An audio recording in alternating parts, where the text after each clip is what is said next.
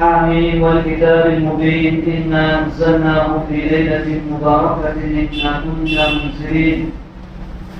وقال تعالى إنا أنزلناه في ليلة القدر وما أدراك ما ليلة القدر ليلة القدر خير من ألف شهر. صدق الله العظيم. قرآن مجید کو اس مہینے کے ساتھ خصوصی نسبت ہے، شہر رمضان، اس کا نام بھی گویا شہر رمضان ہے. شہر رمضان، شہر قرآن، رمضان کا مہینہ یہ قرآن مجید کا مہینہ ہے. اللہ رب العزت نے حضرت آدم علیہ السلام سے لے کر رسول اللہ صلی اللہ علیہ وسلم سے جتنے انبیاء علیہ السلام کو اپنی کتابیں دی، وہ تمام کتابیں اسی مہینے کے اندر اللہ رب العزت نے ان کو عطا فرمائی. چاہے وہ صحف ابراہیم کی شکل میں ہو، توریت موسیٰ کی شکل میں ہو، زبور ہو، انجیل ہو، تمام کتابیں اللہ رب العزت نے اس مہینے میں ان کو دی. قرآن مجید لوح محفوظ سے آسمان دنیا پر پہلی مرتبہ اتارا گیا، مکمل ایک ساتھ اتارا گیا، وہ بھی اسی مہینے میں اتارا گیا. اور پہلے آسمان سے رسول اللہ صلی اللہ علیہ وسلم پر حسب ضرورت 23 سالہ عرصے کے اندر اتارا گیا. اس کے اتارنے کی ابتدا اس میں بھی صحیح قول کے مطابق وہ ابتدا بھی رمضان سے ہوئی ہے. اس اعتبار سے رمضان کو اس مہینے کے ساتھ بہت زیادہ نسبت ہے. اور اس قرآن کو لانے والے حضرت جبریل علیہ السلام یہ رسول اللہ صلی اللہ علیہ وسلم کو اس مہینے میں قرآن سناتے تھے. اور آخری سال جو آپ کا تھا اس میں خود رسول اللہ صلی اللہ علیہ وسلم نے بھی سنایا. یعنی اس مہینے کے اندر فرشتے کی جانب سے بھی تلاوت قرآن کا ثبوت ملتا ہے. اس سے معلوم ہوتا ہے کہ خاص طور پر جو عبادتیں اس مہینے میں کی جاتی ہے ان میں تلاوت قرآن کو بہت زیادہ دخل ہے. چنانچہ صحابہ کرام سے لے کر اب تک جتنے نیک لوگ ہوئے ہیں ان کی زندگی پڑھتے ہیں تو ان کی زندگی میں رمضان میں سب سے زیادہ اگر ان کا معمول نظر آتا ہے تو وہ قرآن مجید کی تلاوت کا ہے. ہمارے یہاں بہت سارے معمولات ہم پورے کرتے ہیں، وظائف پڑھتے ہیں، تسبیحات پڑھتے ہیں، وہ اپنی جگہ، لیکن اس کے ساتھ قرآن مجید کی تلاوت کا خوب اہتمام ہونا چاہیے. حضرت شیخ الہند مولانا محمود الحسن دیوبندی رحمہ اللہ کے یہاں تراویح مکمل ہونے کے بعد وہ کسی حافظ قرآن کو بلاتے تھے اور کہتے تھے کہ تجھ میں جتنی طاقت ہو اتنا تو 2 رکعت کے اندر قرآن پڑھ. وہ 2 رکعت پڑھتا، حضرت اس کے پیچھے پڑھتے تھے. یہ نفل کی جماعت میں 2 آدمی شریک ہو سکتے ہیں، تیسرا نہیں، یا تو 3 ہو سکتے ہیں، چوتھا نہیں.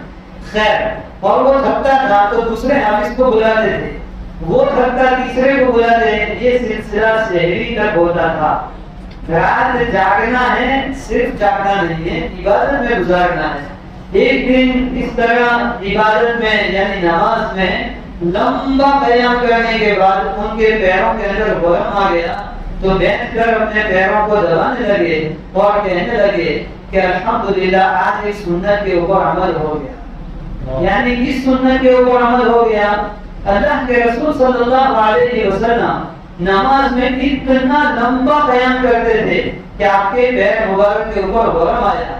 بھائی صرف میٹھا کھانا ہی سنت نہیں ہے، عبادت میں خود کو تھکانا یہ سنت ہے. عبادتوں کی سنتوں کو اپناؤ، عبادات کے صحیح طریق کو اپناؤ. اور خاص طور پر اس مہینے کے جو باقی ایام ہے اس کو قرآن مجید کی تلاوت کے ذریعے سے کام میں لانے کی فکر کرو. اگر قرآن مجید کی تلاوت کرتے نہیں آتا ہے اس کا آسان طریقہ یہ ہے کہ آج کل یوٹیوب سے لوگ فائدہ اٹھا رہے ہیں، غلط فائدہ بھی اٹھایا جاتا ہے تو وہاں صحیح فائدہ بھی اٹھایا جا سکتا ہے. ہر چیز کو بھائی اللہ نے آنکھیں دی ہے، اس سے صحیح بھی دیکھتا ہے آدمی، غلط بھی دیکھتا ہے. اللہ نے انسان کو زندگی دینے کے بعد اختیار دے دیا. فمن شاء فلیؤمن ومن شاء فلیکفر. جو چاہے ایمان پر رہے، جو چاہے کفر پر رہے. اللہ نے کسی کو اتنا اپنا پابند نہیں کیا کہ وہ اللہ ہم کہتے ہیں ضرور اللہ کی مرضی کے بغیر کوئی بچہ بھی نہیں جی سکتا، انسان کی کیا طاقت ہے کہ کوئی عمل کرے، لیکن انسان کو اللہ نے اختیار بھی دیا ہے۔ حضرت علی رضی اللہ تعالیٰ عنہ سے کسی نے سوال کیا کہ انسان کو اللہ نے کتنا اختیار دیا ہے؟ حضرت علی نے کہا پیر اٹھا، اس نے پیر اٹھایا، فرمایا دوسرا بھی اٹھا، تو کہا نہیں اٹھا سکتا، ہنسنے لگا۔ تو کہنے لگے حضرت علی پہلا قدم اللہ نے انسان کے اختیار میں رکھا ہے اور دوسرا اللہ نے اپنے اختیار میں رکھا ہے۔ پہلا ہم اٹھائیں گے تو اللہ کی جانب سے دوسرے میں مدد ملے گی۔ اللہ نے دونوں ہی جانب کے راہوں کو کھول دیا ہے، اس لیے آدمی نیکی کی طرف جاوے اپنے اختیار سے، برائی کی طرف جاوے اپنے اختیار سے۔ یہ اختیار انسان کو دخل نہ ہوتا تو اس کے نیک کام کرنے کے اوپر اللہ ثواب نہ دیتا اور برے کام کرنے کے اوپر سزا نہ دیتا۔ خیر ہمیں اختیارات دیے ہیں ہر چیز میں، آپ اچھا بھی دیکھ سکتے ہو، برا بھی دیکھ سکتے ہو، اچھا بھی سن سکتے ہو، برا بھی سن سکتے ہو۔ اللہ کے واسطے ان ایام کی قدر جانو اور اس مسجد کو آباد کرنے کی فکر کرو۔ محدثین نے مفسرین نے انما يعمر مساجد الله من آمن بالله واليوم الآخر واقام الصلاة وآتى الزكاة۔ اس آیت کے تحت ذکر کیا ہے کہ اگر کوئی آدمی کسی مسجد کی آبادی کا سبب بنے تو یہ اس کا عمل اس کے ایمان کی شہادت ہے، چونکہ قرآن نے کہتا ہے کہ مسجد آباد کرنے کا کام ایمان والوں کا ہے۔ ہم دیکھتے ہیں صبح سے شام تک مسجد خالی ہے، وہ انتظار میں ہے کہ اس مبارک مہینے میں ہے کوئی آدمی آنے والا۔ اللہ رب العزت آسمان دنیا کے اوپر سحر کے وقت تشریف لا کر وہاں سے اعلان کرتے ہیں کہ ہے کوئی طلبگار، ہے کوئی دعا کرنے والا، ہے کوئی مانگنے والا، لیکن ہم ہے خاطر خرگوش میں سوئے ہوئے ہیں۔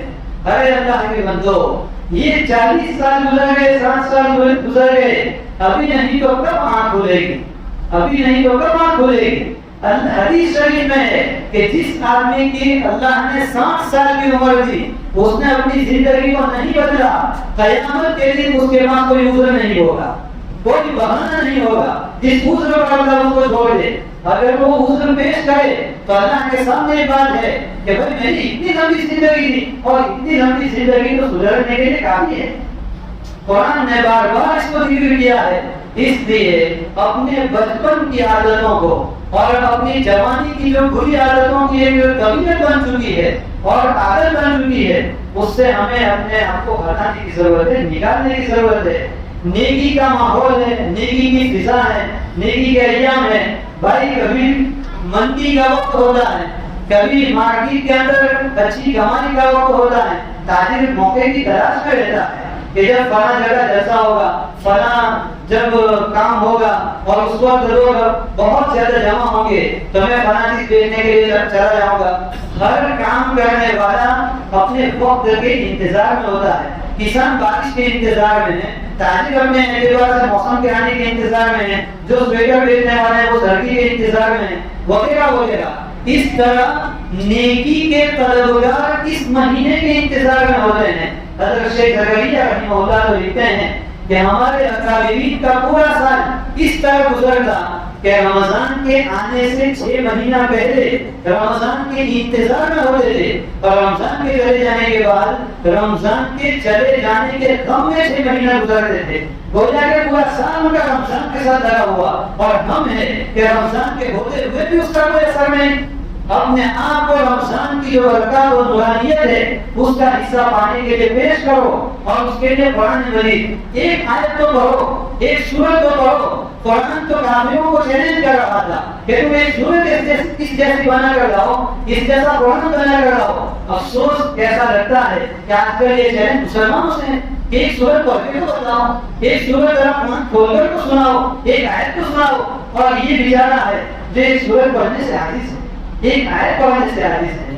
قرآن شفاعت کرے گا، قرآن سفارش کرے گا قیامت کے دن ان لوگوں کے حق میں جنہوں نے قرآن کے حقوق کو ادا کیا ہوگا۔ قرآن کے 5 حقوق ہے، اس پر ایمان لانا، اس کی تلاوت کرنا، اس کو سمجھنا، اس پر عمل کرنا اور دوسروں کو اس کو پہنچانا، دوسروں تک اس کو پہنچانا۔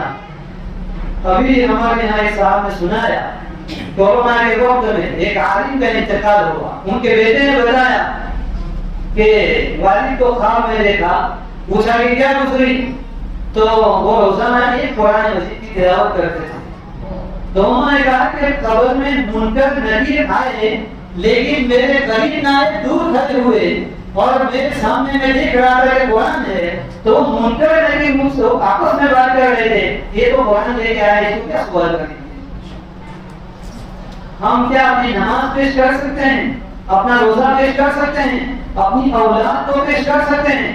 کوئی عمل زندگی میں اس قابل بناؤ کہ دائمی زندگی کی فلاح کے لیے کافی ہو جائے, اس کی بہبودی کے لیے کافی ہو جائے. اس لیے اس مہینے کے اندر جو باقی ایام ہے قرآن مجید پڑھو, ایک طرف یوٹیوب پر کسی کی قرآن لگاؤ. آخری بار کوئی بھی آج کل وائس کے ذریعے سے بھی سرچ ہو جاتا ہے, تو اس میں آپ آیت پڑھو الحمد للہ کئی فقال ربک لاصحاب الفیل, اور وہاں قرآن میں لکھا ہو, بار بار اس کو سنو کان سے اور قرآن مجید کو دیکھو آنکھوں سے. کیونکہ آج کل اگر شرم آتی ہے تو دین کی بات میں آتی ہے, دنیا کی بات میں کوئی شرم نہیں. آدمی بے تحاشا ہر چیز کر رہا ہے, اگر شرم ہے تو دنیا دین کے کام ہے. اس کو قرآن کسی سے سیکھنے میں شرم آتی ہے کہ اس عمر میں سیکھوں گا لوگ کیا کہیں گے.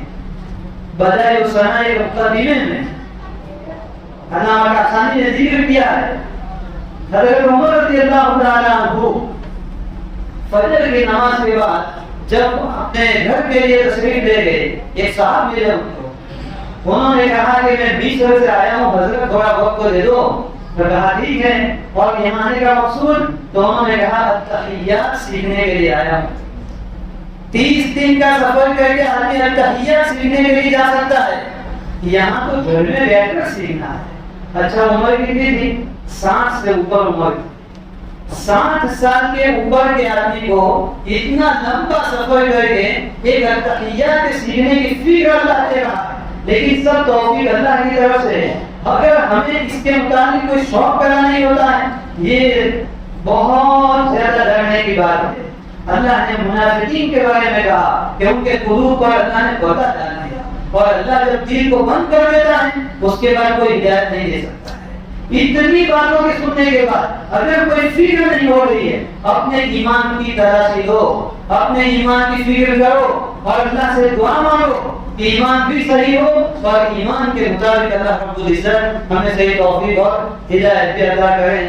بہت ساری باتیں ہیں, بات بھی سنتے رہیں گے, عمل کر شروع کریں گے. اللہ کرے کہ سب عمل کے لیے لگ جائیں اور قرآن مجید کے ساتھ اپنے آپ کو وابستہ کریں. قرآن کو پکڑو, ہمارے حضرت فرماتے تھے قرآن پکڑو پھر دیکھو قرآن تمہیں پکڑتا ہے.